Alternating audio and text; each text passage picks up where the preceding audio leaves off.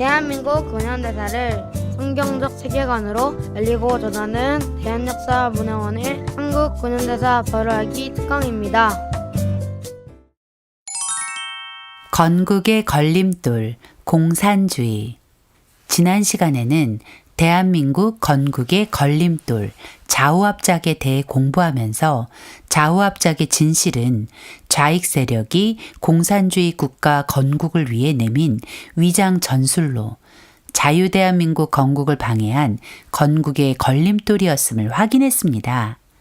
오늘은 대한민국 건국의 걸림돌이었던 좌우합작의 뿌리, 공산주의에 대해 알아보겠습니다. 해방 당시 전 세계는 공산주의 열풍이 불고 있었고 한반도도 예외는 아니었습니다.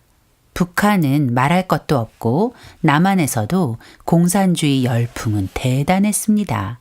1946년 미 군정청 조사에 따르면 38선 이남에 사는 사람들의 78%가 사회주의와 공산주의를 지지했다고 하니 그 당시 공산주의 열풍이 어느 정도였는지 짐작이 됩니다. 그런 분위기에서 남한에는 좌우합작의 바람이 불어닥쳤고 이승만 박사는 그에 맞서 공산주의와 공조는 절대 불가능하다. 공산주의와 맞서 싸워야 한다라며 공산주의와의 좌우합작을 끝까지 반대했습니다. 이승만 박사는 왜 공산주의와의 연합을 그토록 반대한 것일까요? 그 이유는 이승만 박사가 1923년 태평양 잡지에 발표한 공산당 당부당에 잘 나와 있습니다. 이 박사는 이 글에서 공산주의를 원래 자유롭게 되기 원하는 인간의 본성을 거역해가며 국민을 지배하려는 사상이라고 비판했습니다. 공산주의가 사람들에게 자유를 줄 것처럼 말하지만 실상은 자유를 빼앗아 노예로 만드는 악한 사상이라는 것을 이 박사는 정확히 파악하고 있었기 때문에 공산주의와 연합을 절대 용인할 수 없었던 것입니다. 자, 이제부터 공산주의가 무엇인지 살펴보겠습니다. 공산주의가 주장하는 핵심은 사유재산 철폐와 모든 재산 공유입니다. 언뜻 들으면 꽤 괜찮은 말처럼 들릴지도 모릅니다. 그러나 이 말은 치명적인 독을 숨긴 채 화려한 겉모습으로 손을 흔드는 독버섯과 같습니다. 사유재산이 무엇입니까? 말 그대로 한 개인이 소유한 재산입니다. 한 개인의 노력으로 얻은 대가로 당연히 그 사람이 그 재산에 대한 모든 권한을 가지는 것이 지극히 상식적인 일입니다. 그런데 공산주의자들은 그 재산이 마치 자신의 것인 양 사유재산을 철폐한다고 주장하는 것입니다. 더구나 그 재산을 일구는데 그 어떤 힘도 보태지 않은 사람과 재산을 공유하라고 하는 것이죠. 그렇다면 어떻게 사유재산을 철폐하고 재산 공유를 가능하게 한다는 것일까요? 공산주의자들이 내놓은 답은 계급투쟁입니다. 공산주의자들은 소외계층의 해방을 위해 계급투쟁으로 정의사회를 구현하여 유토피아를 건설한다고 서슴없이 말합니다. 계급투쟁으로 평등한 세상을 만들어준다는 것인데 한마디로 남의 것을 빼앗아 균형을 맞춘다는 것이죠. 강도와 무엇이 다를까요? 그런데 공산주의자들은 이것이 정의라고 말합니다. 그러나 이것은 절대 정의가 아니라 오히려 불의입니다. 사실 이성적으로 생각해보면 어처구니 없는 말이지만 안타깝게도 많은 사람들이 그 거짓말에 속아 공산주의의 노예가 되어버렸습니다. 이런 불의한 공산주의는 어떻게 시작되었을까요? 바로 칼 마르크스라는 사람으로부터 시작되었습니다. 그는 1818년 5월 독일에서 태어난 유대인입니다. 그는 자신의 욕망이 채워지지 않는 것을 세상의 탓으로 돌리고 원망하다가 공산주의라는 괴물을 만들어냈습니다. 마르크스는 엥겔스와 함께 1848년 공산당 선언이라는 얇은 소책자 하나를 세상에 내놓았습니다. 그 얇은 소책자는 유럽에 공산주의 열풍을 몰고 왔고 세상을 피로 물들게 했습니다. 무신론과 유물론의 기초 위에 쓰여진 공산당 선언은 부르주아와 프롤레타리아를 적으로 만들고 프롤레타리아에게 부르주아와의 계급투쟁을 부추기며 그리고 공산당이 프롤레타리아를 위해 계급투쟁의 길잡이가 되어주겠다며 사람들의 마음을 움직였습니다. 마르크스의 공산당 선언은 더 많은 그리고 끔찍한 공산주의자를 낳고 낳았습니다. 마르크스를 추종하는 그들은 하나같이 이렇게 말합니다. 노동자, 농민, 무산계급자, 프롤레타리아를 위해 혁명을 하자. 부르주아 계급을 타도하고 사유재산 제도를 폐지해서 사람 위에 사람 없고 사람 밑에 사람 없는 부자도 가난한 사람도 없는 평등한 세상을 만들자. 부자를 없애고 사유재산을 없애면 평등한 세상이 된다는 것이죠. 이 말은 새빨간 거짓말입니다. 사실 이 공산주의자들의 속마음은 마르크스나 그의 추종 세력 모두 한결같이 자신이 권력을 차지하려는 것입니다. 마르크스는 공산당 선언 제1장 부르주아와 프롤레타리아에서 지금까지 인간 사회의 모든 역사는 계급투쟁의 역사다. 자유민과 노예, 귀족과 평민, 영주와 농노, 장인과 도제, 간단히 말해 모든 억압자와 피억압자는 끊임없는 대립 상태에서 어떤 때는 은밀하게 어떤 때는 노골적으로 쉴 새 없이 싸웠다라며 인류의 역사가 계급투쟁의 역사라는 억지 주장을 합니다. 그의 주장대로라면 흘러간 역사는 지배자와 피지배자가 늘 대립하는 역사였다는 것입니다. 물론 권력을 가진 사람과 지배를 당하던 사람들 사이엔 갈등과 대립이 있었을 것입니다. 하지만 이 세상 모든 역사가 다 그런 것은 아닙니다. 그럼에도 마르크스가 인류 역사를 계급투쟁의 역사로 왜곡하면서까지 강조하는 이유는 자신이 권력을 가지기 위해 자신을 대신할 희생양이 필요했기 때문입니다.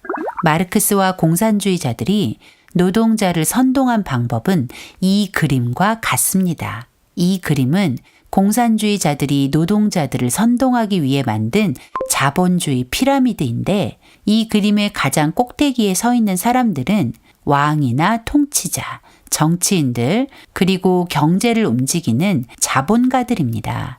이 그림에서는 이들을 이렇게 표현합니다. We rule you, 즉 우리는 너희를 지배한다. 통치자나 자본가, 즉 기존의 권력을 가진 사람들을 노동자를 억압하는 대상, 지배하는 대상으로 프레임을 씌워 노동자들의 적으로 만들어버리는 것입니다. 그리고 바로 아래는 종교 지도자, 즉 기독교 지도자들입니다. 이들에게는 We fool you, 즉 우리는 너희를 속인다 라는 표현을 붙였습니다. 기독교 세계관을 기반으로 살아가던 서구 유럽 사회에서 기독교는 공산주의 혁명의 방해 요소였기 때문에 기독교를 거짓으로 몰아가야만 했던 것이죠. 또 군인들, 공권력을 행사하여 한 나라의 치안과 질서를 유지하는 사람들에게 We shoot at you, 우리는 너희를 쏜다 라는 자극적 문구를 붙여 공권력을 행사하는 이들에 대한 증오를 조장하고 있습니다. 그리고 귀족들과 중산층에게 노동자를 짓밟고 노동자들을 조롱한다는 프레임을 씌워 노동자들을 계급투쟁에 끌어들이는 것입니다. 그리고 노동자들은 이 자본주의를 떠받치고 있는 희생자로 묘사하며 노동자의 피해의식을 부추겨 자신의 처지가 부르주아 때문이라고 믿고 원망하며 분노를 품게 만드는 것입니다. 마르크스와 공산주의자들은 부르주아와 프롤레타리아를 둘로 갈라놓고 노동자들에게 진정한 유토피아를 원한다면 이 모순된 구조를 허물고 부르주아와 맞서 계급투쟁을 하라고 부추기는 것입니다. 마르크스의 계급투쟁 역사는 프롤레타리아 선동을 목적으로 만들어낸 지극히 편협한 억지 논리일 뿐입니다. 마르크스의 공산주의 이론이 실제로 열매를 맺은 것이 1917년 11월 7일 레닌이 주도한 러시아의 볼셰비키 혁명입니다. 볼셰비키 혁명은 최초의 마르크스주의, 공산주의 혁명입니다. 볼셰비키란 러시아어로 다수파 또는 많은 사람을 이르는 말입니다. 러시아 혁명이 일어나기 전 러시아에는 사회주의를 지향하는 정당인 사회민주주의 노동당이 있는데 이 당에는 레닌을 추종하던 세력과 그 반대 세력이 서로를 견제하고 있었습니다. 레닌을 추종하던 세력의 수가 조금 더 많아서 이들을 다수파, 즉 볼셰비키라고 부른 것입니다. 러시아 혁명을 주도한 이들이 레닌과 다수파, 볼셰비키였기 때문에 최초의 공산주의 혁명을 볼셰비키 혁명이라 부르는 것이죠.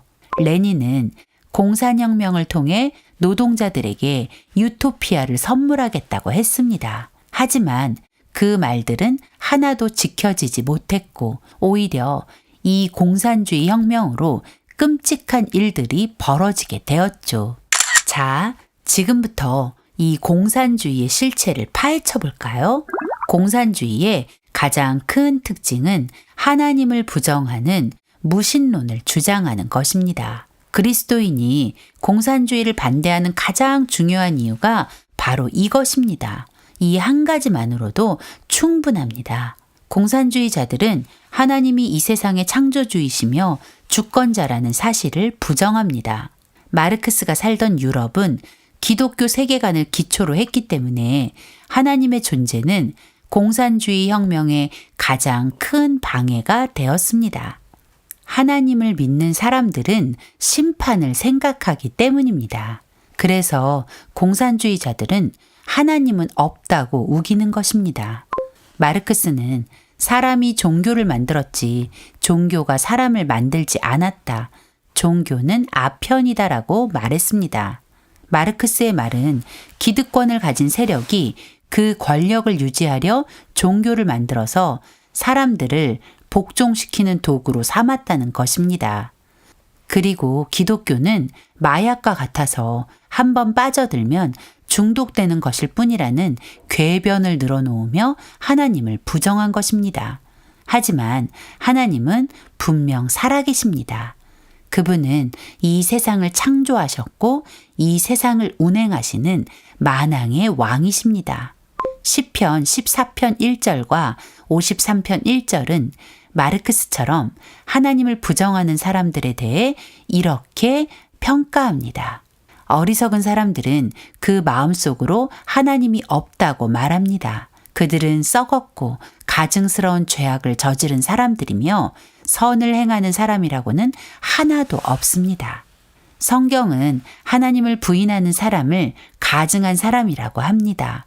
그런 사람들은 착한 사람이 없다고도 합니다. 맞습니다. 앞으로 보게 될 공산주의자들의 만행을 보면 공산주의는 그들의 말처럼 달콤하지도 상냥하지도 않습니다. 공산주의는 악할 뿐입니다. 그런데 자신을 기독교인이라고 말하는 사람 중에 공산주의를 좋게 평가하는 사람들이 있습니다. 공산주의가 다 나쁜 건 아니야. 공산주의도 처음 시작은 좋은 게 있었어. 이 말은 틀렸습니다. 하나님이 없다고 말하는 공산주의는 처음부터 악한 것입니다. 공산주의자들은 하나님이 없다고 말하면서 하나님 대신 사람을 신처럼 섬기는 우스꽝스러운 짓을 합니다. 이런 모순적 행동의 바탕에는 인본주의가 숨어 있습니다. 이 세상에는 크게 두 개의 세계관이 존재하는데 성경적 세계관 또는 기독교 세계관, 다른 하나는 인본주의 또는 자연주의 세계관입니다. 성경적 세계관은 모든 선택의 기준이 하나님의 말씀이지만 인본주의 세계관은 모든 선택의 기준이 시대마다 또 환경에 따라 달라지는 사람의 말과 생각입니다. 공산주의자들은 철저한 인본주의자들입니다. 그래서 오류가 나타나는 것입니다. 성경적 세계관으로 세상을 사는 사람들은 자신의 생각과 방법대로 살지 않고 오직 하나님의 뜻을 따라 하나님의 방법대로 살아갑니다. 그러나 인본주의 세계관으로 사는 사람들은 사람의 생각이 너무 중요합니다. 그래서 하나님의 자리에 사람을 세우고 숭배합니다. 공산주의 혁명으로 권력을 잡은 사람은 하나님의 자리에 자신을 올려두고 경배하도록 했습니다. 공산주의자들은 이미 오래전에 죽은 마르크스와 엥겔스를 추앙하고 레닌, 스탈린, 그리고 마오쩌둥, 김일성, 김정일, 심지어 살아있는 시진핑과 김정은까지 신처럼 숭배하고 있습니다. 공산주의를 들여다보면 인본주의로 꽉 차 있는 것을 알게 됩니다. 창시자가 있고 그를 추앙합니다. 공산주의 이론가들의 규범을 책으로 만들고 그 규범을 추종하는 추종자들이 있습니다. 그 추종자가 공산당입니다. 공산주의에서 선택받은 민족은 공산주의 체제를 채택한 나라들이고 공산주의가 말하는 죄는 공산주의를 거부하는 것입니다. 공산주의자들은 공산주의자가 되는 것을 회심이라고 부르면서 회심의 방법은 공산주의를 믿는 믿음이라고 합니다. 공산주의자들은 하나같이 프롤레타리아를 위해서 노동자를 위해서 혁명을 한다고 말했지만 사실 그들의 목적은 자신이 권력을 차지하는 것이었습니다. 말은 혁명에 성공하면 프롤레타리아가 권력을 가진다고 말하지만 결국은 한 사람이 모두의 왕의 자리를 차지하고 자신의 마음대로 권력을 휘두르고 싶을 뿐입니다. 공산주의의 창시자인 마르크스는 노동자를 배려하는 사람이 아니라 남의 말에는 귀를 기울이지 않는 독재자의 위선자였고 엥겔스는 그런 마르크스를 위해 자기 아버지의 돈을 훔쳐낸 도둑이었습니다. 레닌은 혁명으로 모든 사람에게 평등한 세상을 줄 것 같이 말했지만 평등한 세상은 오지 않았습니다. 스탈린은 공산주의를 핑계로 수많은 사람을 학살했고 김일성은 모든 사람에게 쌀밥에 고깃국을 먹게 해준다고 했지만 사람들을 굶어 죽게 만든 악한 독재자일 뿐이었습니다. 공산주의자들의 논리는 이렇습니다. 혁명에 성공하면 프롤레타리아가 이 세상을 다스리게 될 것이라고 말합니다. 그러나 그 많은 프롤레타리아가 한꺼번에 통치자가 될 수는 없는 법. 공산주의자들은 공산당이 프롤레타리아를 대표하겠다고 합니다. 그런데 공산당원도 한두 명이 아닐 것이고 그러니 하는 수 없이 공산당 중에 수뇌부에 해당하는 중앙위원회가 모두를 대표해 어려운 일을 다 해주겠다는 것입니다. 그래서 지난 역사를 들여다보면 소련에서는 스탈린과 그 측근이, 중국에서는 마오쩌둥과 그 측근이, 북한에서는 김일성과 그 측근이 권력을 차지하고 결국 가장 큰 권력을 가진 한 사람의 1인 독재와 숭배로 결론을 맺는 것입니다. 결국 공산주의자들의 계급투쟁의 목적은 단 하나, 자기가 권력을 가지는 1인 독재일 뿐이죠. 공산주의자들은 유물론을 주장합니다. 하나님은 우리를 창조하실 때 몸만 만든 것이 아니라 우리에게 영과 혼을 주셨다고 성경은 증언합니다. 그러나 공산주의자들은 영혼 따위는 없다고 말합니다. 그러면서도 사람도 그냥 물질일 뿐이라고 합니다. 마르크스는 모든 정신, 즉 생각과 사상은 물질에서 나온다고 주장하며 눈에 보이는 세상이 전부고 영혼 같은 것은 존재하지 않는다고 주장합니다. 유물론은 마치 무신론과 쌍둥이 같습니다. 그러니 그들은 이렇게 생각합니다. 죽으면 끝인데 도덕, 윤리, 양심 같은 건 다 잊어버리고 공산주의 혁명을 성공적으로 마치는데 최선을 다하라는 것입니다. 그래서 유물론으로 무장한 공산주의는 목적을 이루기 위해서는 어떤 악행도 가능한 것입니다. 그러나 성경은 분명히 우리가 영적인 존재라고 말합니다. 그리고 우리의 최종 목적지가 천국 또는 지옥이 될 수 있다고 경고합니다. 이 경고를 받아들이는 이유는 우리가 영적인 존재라는 것을 인정하기 때문입니다. 그러나 공산주의자들은 영적 세계를 부정합니다. 그래서 도덕과 윤리 때문에 공산주의를 떠나지 못하도록 사람들의 눈을 가리는 것입니다. 그러나 분명한 것은 우리의 행위대로 보응을 받는 날이 반드시 온다는 것을 기억해야 합니다. 공산주의는 진화론으로 세상을 속이는 희대의 사기 집단입니다. 사람들은 자주 우리의 근원에 관한 질문을 합니다. 나의 시작, 인류의 시작, 우주의 시작 등 처음에 관한 궁금증이 있습니다.